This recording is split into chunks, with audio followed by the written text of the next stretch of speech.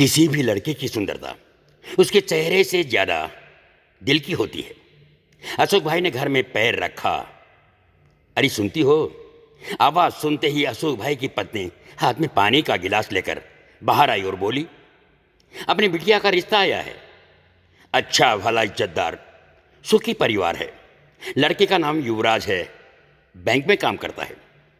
बस बेटी हाँ कह दे तो सगाई कर देते हैं।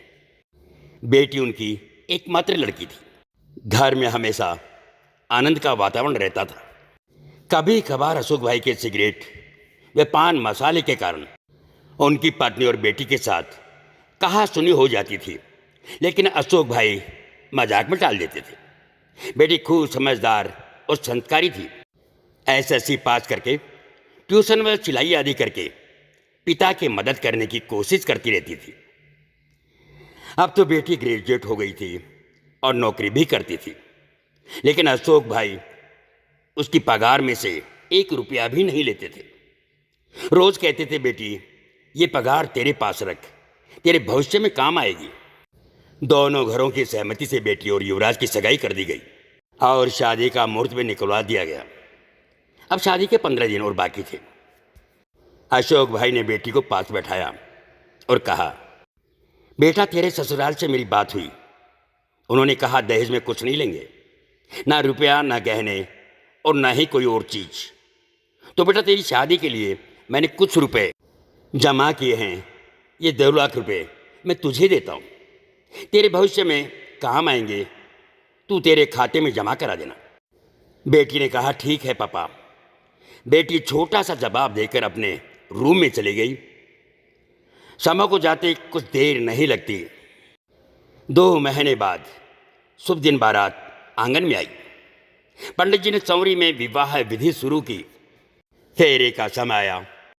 कोयल जैसी कूकी बेटी 2 शब्द में बोली, रुको पंडित जी, रुको पंडित जी, मुझे आप सबकी उपस्थिति में अपने पापा से बात करनी है। पापा आपने तो मुझे लाड प्यार से बड़ा किया, पढ़ाया लिखाया, खूब प्रेम दिया।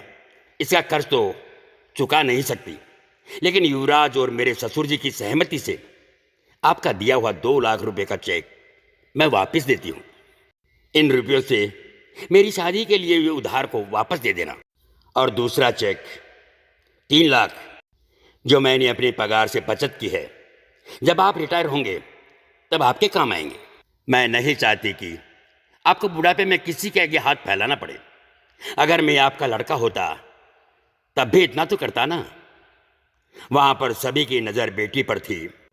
बेटी ने कहा, पापा मैं आपसे जो दहेज में मांगू वो दोगे?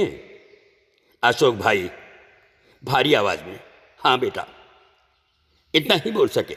तो पापा मुझे वचन दो, आज के बाद सिगरेट को हाथ नहीं लगाओगे, तंबाकू पान मसाले का व्यसन आज से छोड़ देंगे। सबकी मौजूदगी में दहेज में बस इतना ही मांगती हूं। लड़की का बाप कैसे मना करता। शादी में लड़की की विदाई का समय कन्या पक्ष को रोते देखा गया, लेकिन आज तो बारातियों की आंखों में भी आंसुओं की धारा बह रही थी। मैं दूर से उस बेटी को लक्ष्मी रूप में देख रही थी। रुपयों का लिफाफा मैं अपने पर्स में से नहीं निकाल पा रही थी। साक्षात लक्ष्मी को मैं कैसे लक्ष्मी दूं? लेकिन भ्रूण हत्या करने वाले लोगों को इस जैसी लक्ष्मी मिलेगी क्या? जी हाँ बंधु, ऐसी बेटी हर किसी को नसीब नहीं होती है। बेटी होती है 2 घरों का मान। पोस्ट अच्छी लगी हो तो लाइक, कमेंट और शेयर कीजिए। ऐसी प्यारी प्यारी पोस्ट देखने के लिए हमें कीजिए फॉलो। सौजन्य बनवारी लाल मीना, ठीकरिया। वीडियो रूपांतर एवं स्वर पूरणमल पारिक, जवान भाई।